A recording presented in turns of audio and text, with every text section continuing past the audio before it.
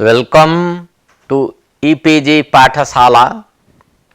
E-PG पाठशाला पक्षतः सर्वेषां सर्वासां स्वागतं सुस्वागतं च व्याहरामि।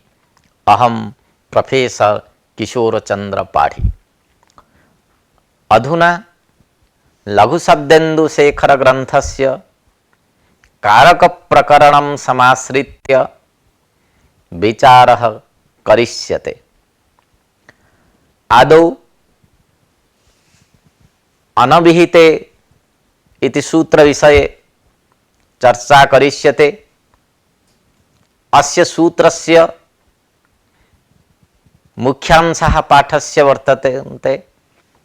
कर्मणि द्वितीया इत्यादि सूत्राणां नियमत्वं, कारकं विभक्त्यर्थः, संख्या विभक्त्यर्थः, द्योतक विषये उक्तार्थानाम् इति न्यायस्य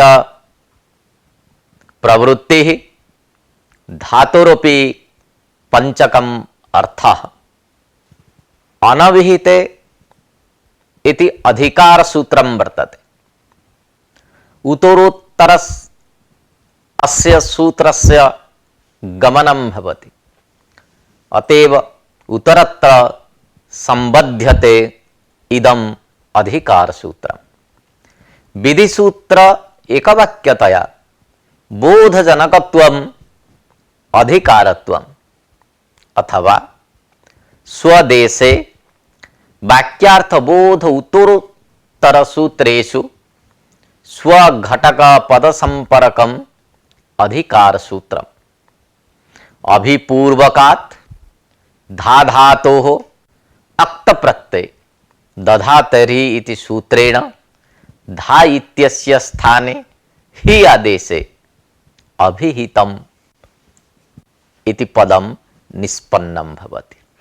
अस्य सूत्रस्य अधिकारः द्वितीयाध्यायस्य तृतीयपादस्य समाप्तिपर्यन्तं वर्तते। अस्य प्रभावः कारक विभक्तौ वर्तते, किंतु उपपद विभक्तौ अस्य सूत्रस्य प्रवृत्तिः न भवति। अत्र अभिहित शब्दः उक्तार्थकः, अनभिहितः अनुक्तः। अभिधानम् अर्थस्य प्राधान्येन कथनम्। यस्मिन् अर्थे प्रत्ययः सः उक्तः, अर्थात् यत्र वाक्ये क्रियायाः कर्तरि कर्मणि चार्थे प्रत्ययो विहितः तत्र कर्ता कर्म च उक्तं भवति। तत्र एकस्य उक्तत्वे अन्येषां सर्वेषाम् अनुक्तत्वं भवति। अधुना सूत्रार्थः विविच्यते। एकपदात्मकम् इदं सूत्रम्।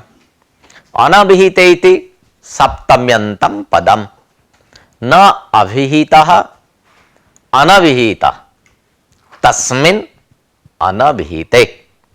अत्र नय तत्पुरुष समासः।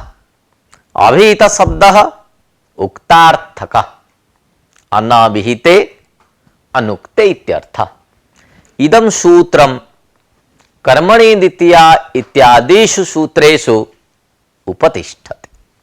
तेन अभिहिते कारके कर्मादि संज्ञा, अनभिहिते कर्मणि द्वितीया, अनुक्ते कर्तरि तृतीया, अनुक्ते करणे तृतीया, अनुक्ते चतुर्थ संप्रदाने चतुर्थी, अनुक्ते अपादाने पंचमी, अनुक्ते अधिकरणे सप्तमी, एवं प्रकारेण एवं रीत्या सर्वत्र योजना करणीया।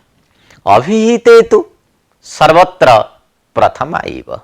उक्ते कर्तरि प्रथमा, उक्ते कर्मणि प्रथमा, उक्ते करणे प्रथमा, उक्ते संप्रदाने प्रथमा, उक्ते अपादाने प्रथमा, उक्ते अधिकरणे च प्रथमा भवति। कर्मणि द्वितीया इत्यादि सूत्राणां नियमत्वं प्रतिपाद्यते। जातिः, व्यक्तिः, लिंगम, संख्या, कारकं च इति पंचकं प्रातिपदिकार्थः इतः पूर्वम् अस्माभिः विचारितः। पंचकं प्रातिपदिकार्थ पक्षे प्रातिपदिकेन एव संख्या कारकयोः ग्रहणं भवति। अनिर्दिष्टाः प्रत्ययाः स्वार्थे भवन्ति इति न्यायेन सुऔजसमौत्सष्टाभ्यां भिस् इत्यादि सूत्रेण अमादि प्रत्ययानां विधान संभवति। अतः कर्मणि द्वितीया द्वयोकयो द्विवचनैकवचने बहुषु बहुवचनम् इत्यादि सूत्राणां वैर्थ्यं स्यात्। व्यर्थं सत् नियमयति यत् एकत्व विशिष्टे कर्मणि द्वितीयैव, एकत्व विशिष्टे कर्तरि तृतीया एव, द्वित्वे विशिष्टे कर्मणि द्वितीया द्विवचने जने एवं प्रकारेण, अथवा कर्मगते एकत्वे द्वितीया एव इति बोधः भवति। अर्थात एतादृशः अर्थ नियमः अस्माभिः कृतः। प्रत्यय नियम पक्षे तु नियमाकारः एवं भवति यत् एकत्व विशिष्टे कर्मणि एव द्वितीया, अथवा कर्मत्वगते एकत्वे एव द्वितीया। भवन्तः जानन्ति नियमः द्विविधः, प्रत्यय नियमः, अर्थ नियमः। प्रत्यय नियम पक्षे नियमाकारः भिन्नः, अर्थ नियम पक्षे नियमाकारः भिन्नः भवति। इत्थं कर्मणि द्वितीया द्वयोकयो द्विवचनैकवचने इत्यादि सूत्राणां नियमत्वं सिद्धं भवति। कारकं विभक्त्यर्थः इति पक्षे अनभिहित अधिकारः व्यर्थः इत्यस्मिन् विषये चर्चा करिष्यते। अत्र पक्षद्वयं भवति। कारकं विभक्त्यर्थ इति एकः पक्षः, संख्या विभक्त्यर्थ इति अपरः पक्षः।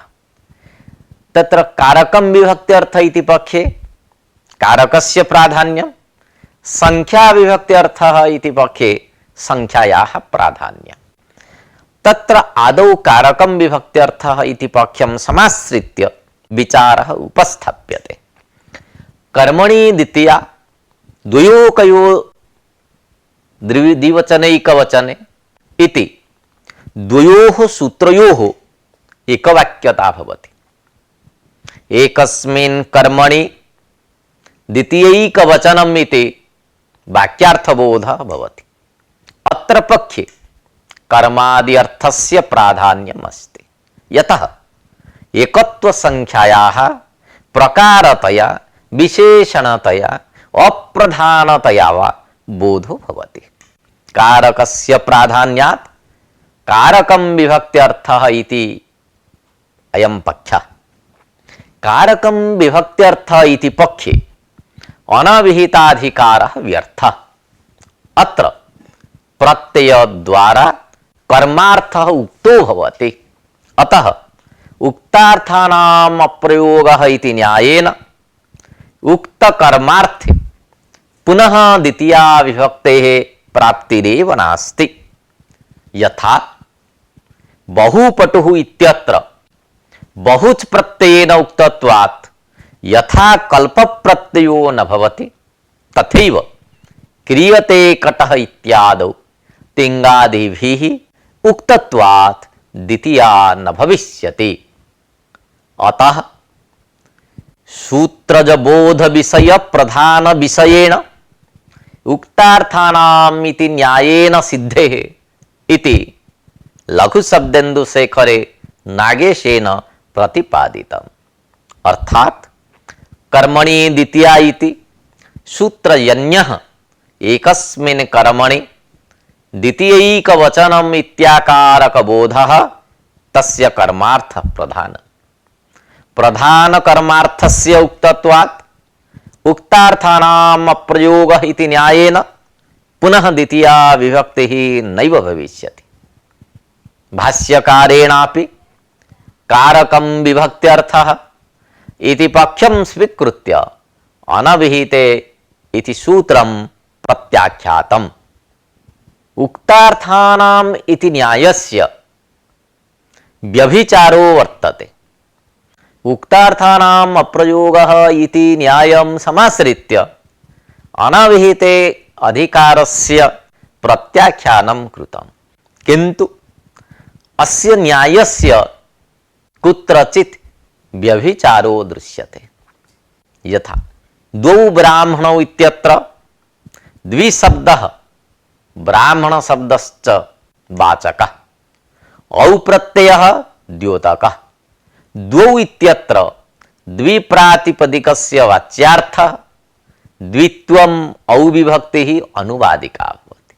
यतः औ प्रत्ययं विनापि द्विप्रातिपदिकात् द्वित्वार्थः प्रतीयते।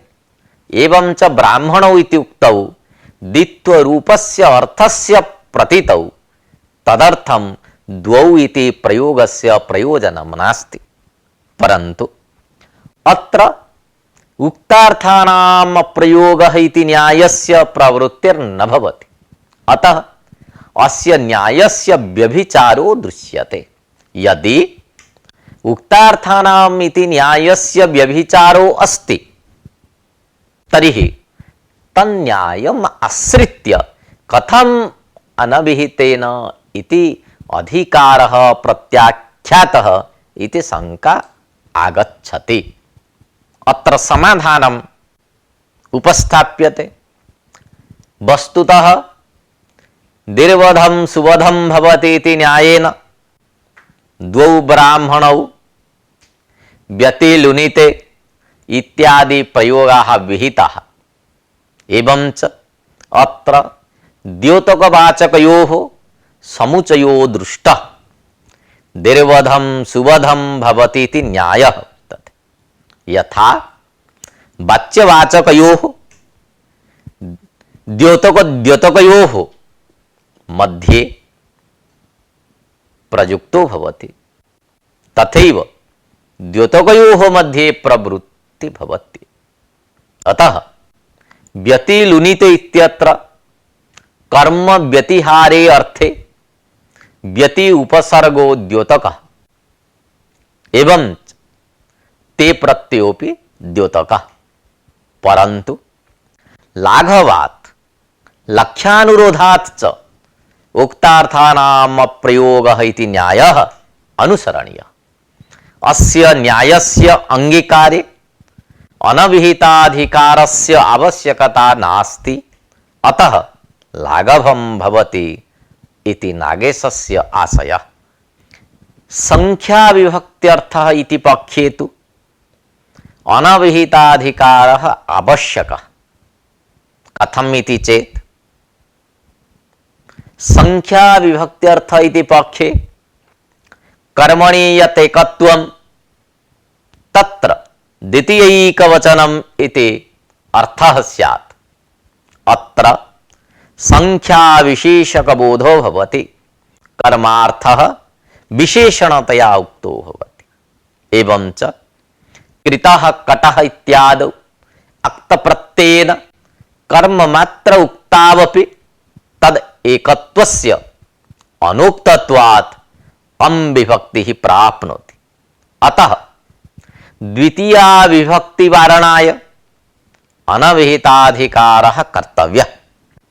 अत्र कर्मणि द्वितीया इति सूत्रात् प्रातिपदिकार्थसूत्रस्य परत्वात् प्रथमा स्यात् इत्यपि वक्तुं न शक्यते।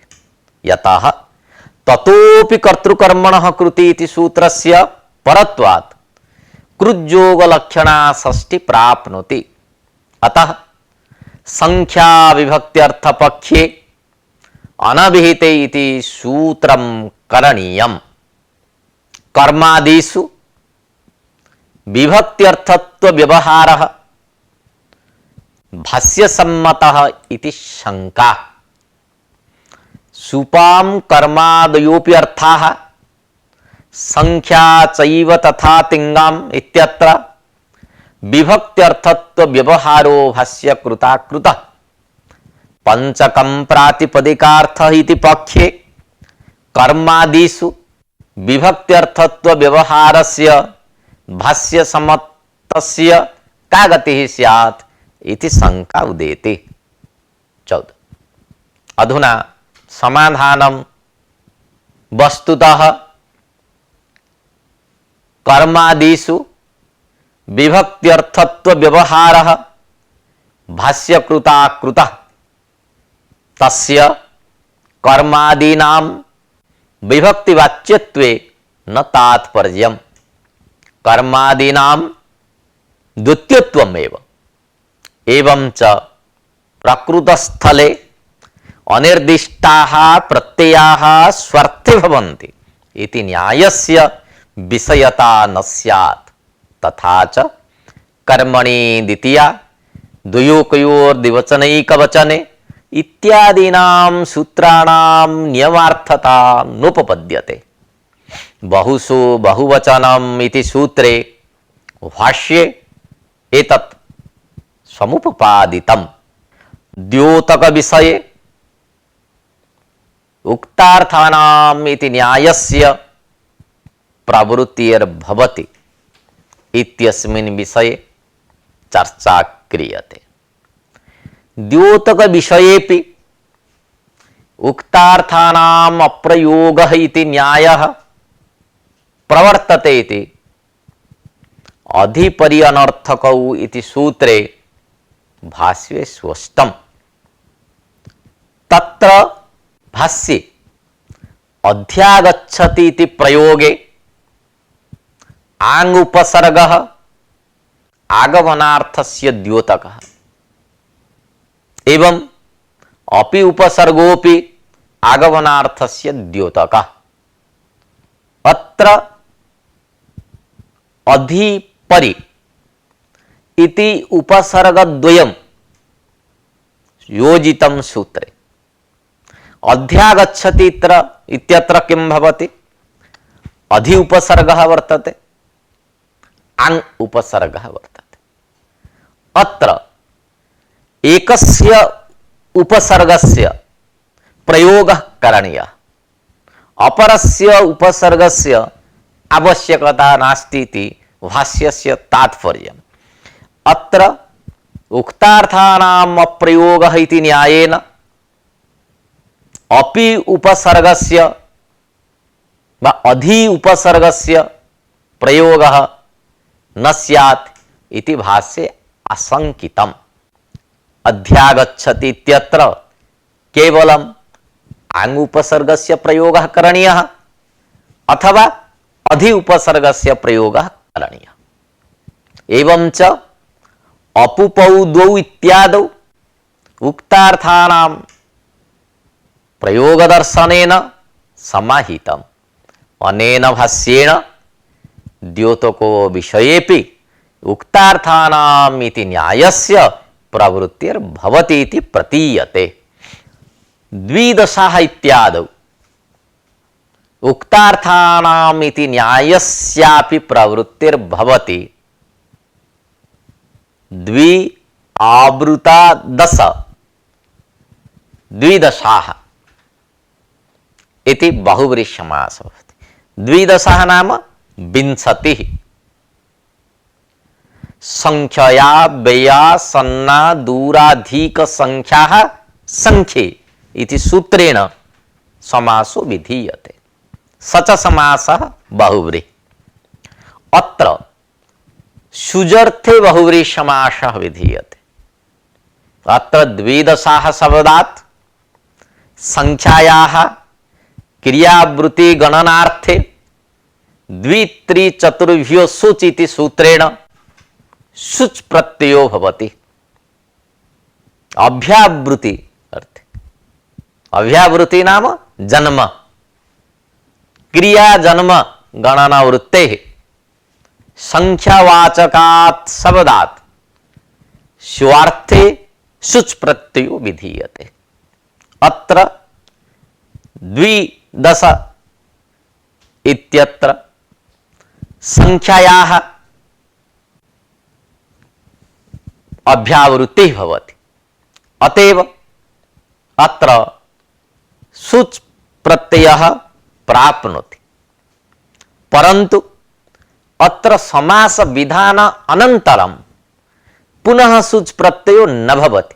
यतः वृत्तौ नाम समासे तु सुजर्थान्तस्य अंतर्भावेन सुच प्रत्ययस्य यः अर्थः अव्यावृत्ति रूप अर्थः क्रियाजन्म रूप अर्थः सः अर्थः समासे अंतर्भावः भवति। अतएव एकार्थी भाव आश्रयनात् उक्तार्थानाम अप्रयोगः इति न्यायेन सुच प्रत्ययस्य पुनः प्रयोगः न स्यात्। एवं च शुच प्रत्ययस्य यः अर्थः सः अर्थः समासेन उक्तः। माशशः इत्यादौ अपि उक्तार्थानाम इति न्यायस्य प्रवृत्तिः भवति। माशं माशं ददाति इति विग्रहे संख्यैकवचनाच्च विप्सायाम् इति सूत्रेण सस्प्रत्यये माशशः इति रूपं निष्पन्नम्। पुनः नित्य विप्सयोः इति सूत्रेण विप्सायां द्विवचनं प्राप्नोति। अत्र सस्प्रत्यय द्विवचनयोः द्वयोरपि विप्सार्थ द्योत्य। अतः तद्धित प्रत्ययेन अर्थात शश प्रत्ययेन विप्सार्थस्य उक्तत्वात् उक्तार्थानाम अप्रयोगः इति न्यायेन विप्सायां पुनरपि द्विवचनं न भवति। एतत् सर्वं सर्वस्व द्वे इति सूत्रे भाष्ये आलोचितम्। उक्तार्थानाम अप्रयोगः इति न्यायं समाश्रित्य माशशः इत्यत्र विप्सार्थे द्विवचनं नैव जातम्। एवं च उक्तार्थानाम अप्रयोगः इति न्यायः अन्यत्र यथा माशशः इत्यत्र द्विदशः इत्यत्र अभ्यागच्छति इत्यत्र अस्य न्यायस्य प्रवृत्तिः भवति। तथैव प्रकृतसूत्रेपि उक्तार्थानाम अप्रयोगः इति न्यायं समाश्रित्य अनभिहित अधिकारः प्रत्याख्यातः नागेशेन। तत्र धातोरपि पंचकम् अर्थः। यथा जातिः व्यक्तिः लिंगम संख्या कारकं च इति पंचकं प्रातिपदिकार्थः अस्माभिः स्वीकृतः। तथैव क्रियात्वं क्रिया कालः कारकं संख्या च इति पंचकं धात्वर्थः। अनिर्दिष्टाः प्रत्ययाः स्वार्थे भवन्ति इति नियमेन टिप्तस्झि इत्यादि सूत्रेण एकत्व विशिष्ट कर्मत्वादि अर्थे आत्मनेपद प्रत्ययस्य ते इत्यस्य विधानं संभवति। एवं च द्वयोकयोदिवचनैकवचने भावकर्मणोः इत्यादि सूत्राणां नियमत्वं स्यात्। एकत्व विशिष्टे कर्मणि एव तं इति नियमार्थक प्रतिपादिका भाष्योक्तिः अत्रार्थे संगच्छते। अर्थात पंचकं धात्वर्थ पक्षे भाष्यकारस्य सम्मतिः वर्तते। एवं च द्वयोकयो द्विवचनैकवचने भावकर्मणोः इत्यादि सूत्राणां नियमत्व पक्षेपि भाष्यकारस्य सम्मतिः वर्तते। कर्मणि आत्मनपद प्रयोगे लभते इति प्रयोगस्य कथम उपपत्तिः इति विवेच्यते। एकत्व विशिष्टे कर्मणि एव तंग इति नित्यो यक् समव्यवहारे एव प्रवर्तते सब विकरणे नियमो वयम न प्रवर्तते। अतः लभते इत्यादि प्रयोगस्य उपपत्तिः भवति। पंचकं धात्वर्थः इति नागेशेन उपस्थापितः। अत्र किं प्रमाणम् अस्ति एतद् विषये चर्चा क्रियते अधुना। पंचकं धात्वर्थ इति स्वीकारे कारकस्य संख्यायाश्च धात्वर्थ सिद्ध्यति। अतएव दधि अजर्घाः अवेतित्यादौ प्रातिपदिक धातुभ्याम एव बोध भवति। अत्र प्रत्ययस्य श्रवणं नास्ति। अस्य अयं भावो यत् दधियानय इति उक्ते अत्र वाक्ये दधीति कर्मवाचकं पदम् द्वितीया विभक्ति वर्तते, परंतु अत्र अं प्रत्ययो नास्ति। दधि इति केवलं प्रातिपदिकं वर्तते, प्रत्ययस्य श्रवणं नास्ति। प्रत्ययः कुत्र गतः? न स्वमोर् नपुंसकात् इति सूत्रेण तस्य अं प्रत्ययस्य लुग् जातः।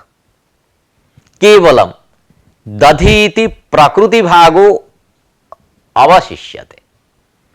एवंच पंचकं प्रातिपदिकार्थ इति स्वीकारात् एव दधि इति प्रातिपदिकात् कर्मकारकस्यापि बोधः भवति। एवंच प्रत्ययस्य द्योतकत्वं सिद्ध्यति। एवमपि अवेत् इत्यत्रापि धातुभागो वर्तते। प्रत्ययस्तु लुप्तः, केवलं धातोः एव अर्थस्य उपस्थितिः भवति।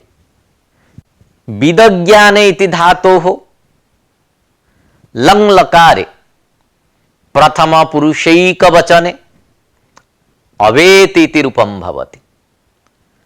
अत्र ति प्रत्ययस्य इकारः इतश्च इति सूत्रेण लुप्यते।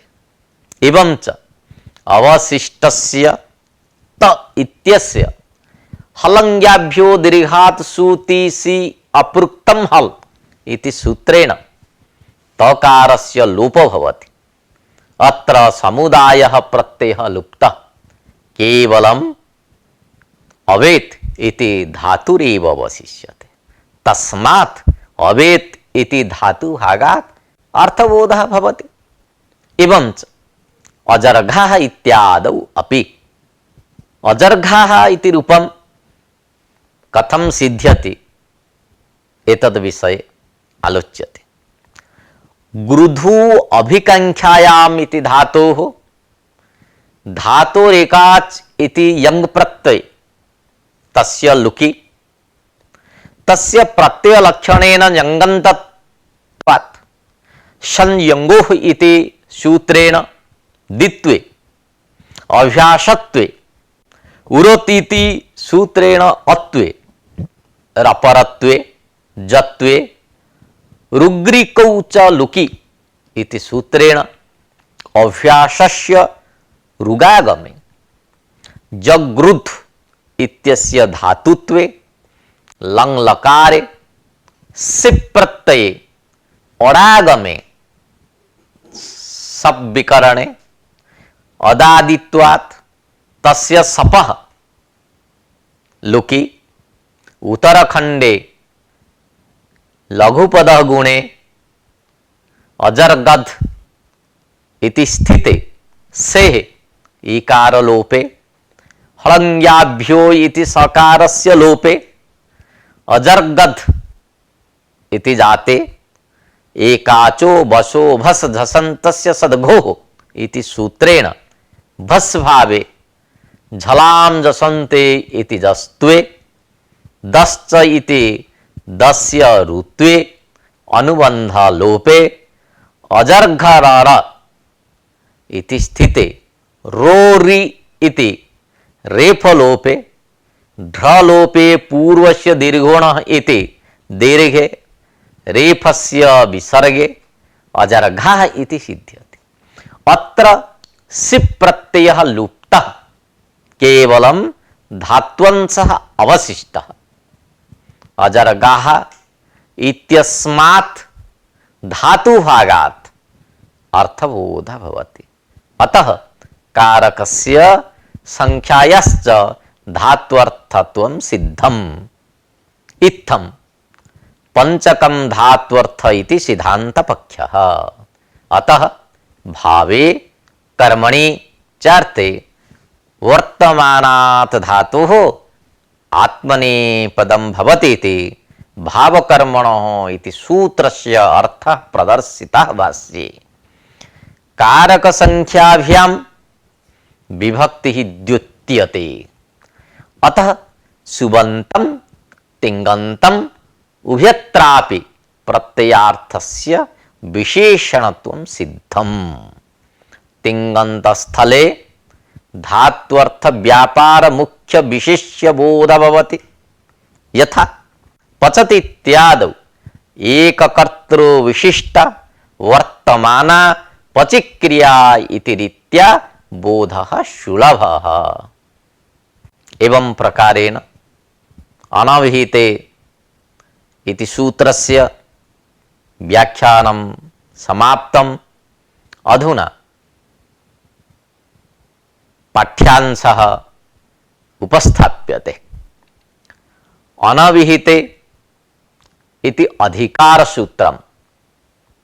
अनभिहिते अनुक्ते इत्यर्थः।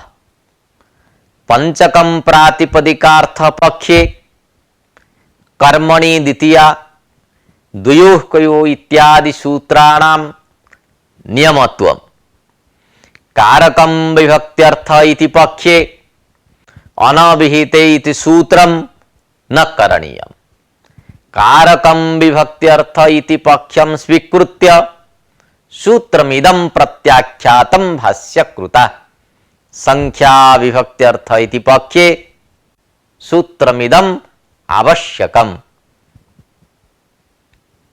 द्वौ ब्राह्मणौ व्यतिलुनिते इत्यादौ द्योतकवाचकयोः समुच्चयः दीर्घं सुबद्धम् इति न्यायेन दृष्टः।